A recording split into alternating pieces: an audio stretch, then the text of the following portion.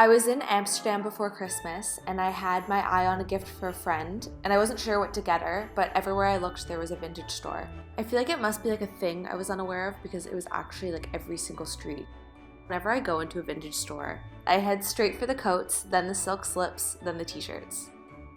I feel like going with a t-shirt for a gift is a really safe bet because there's so many different ways it can fit. Like you can get one and it can fit them oversized, it can fit them cropped, it can fit, like you don't really need to know someone's size to buy them a t-shirt necessarily. And I also kind of wanted to make it a bit of a sewing project, so I did decide to take it in and I'm going to show you guys how to do that.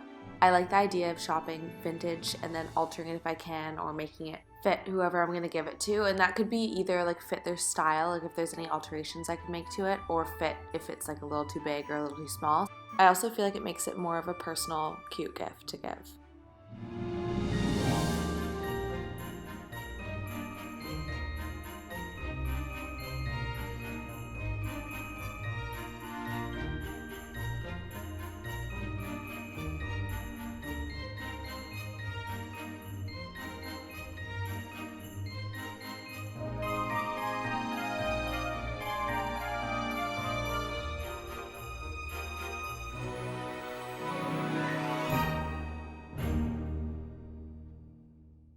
For this project, you're going to need thread, pins, scissors, and then your t-shirt.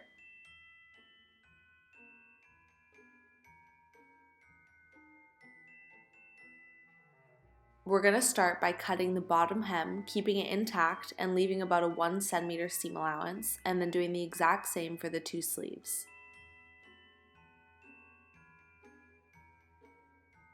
Then we're going to put the t-shirt on inside out and place pins to create the new fit of the shirt. We want to do this all along the side seams. Also mark out with a pin the length that you'd like for the shirt. Then with your shirt still inside out, you can make any adjustments to your pins to make sure that they're in a straight line. Once you like the placement of your pins, you can then trim away all the extra fabric. That will include trimming the hem. Then we're going to sew the side seams and under the arm where we placed our pins. This will be done with a zigzag stitch or a serger if you have one. After making that first stitch, you can try it on and see if you want to make any adjustments. I wanted the neck to be a little tighter, so I decided to make my next stitch in the back of the shirt. Pinning this seam made the neckline and shirt smaller. I also then marked my sleeve length with a pin. I then again made the same adjustments to my pins in the back to make sure that they were in a straight line, and then sewed with my zigzag stitch. You can then trim away the excess fabric. That includes for the length of the sleeve.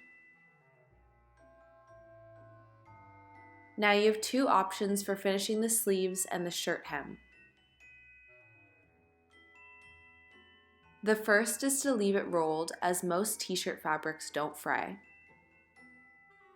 The second option is to reattach the hems that we removed at the beginning. If this is the option you choose, all you need to do is place right sides together with the raw hem facing down, and then you would just zigzag stitch those two pieces together and fold it back down.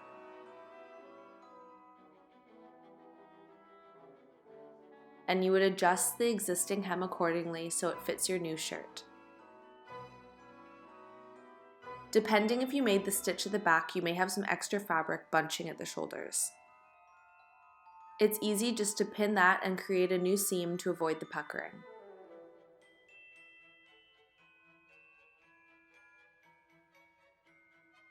You're just going to sew where you pinned, again with your zigzag stitch, and then you can trim away the extra.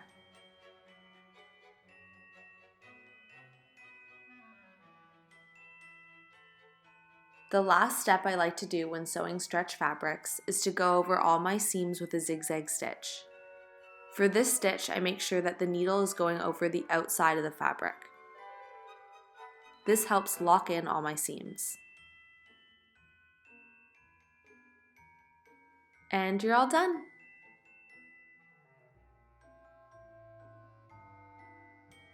Thank you for watching, and if you liked the video, please subscribe.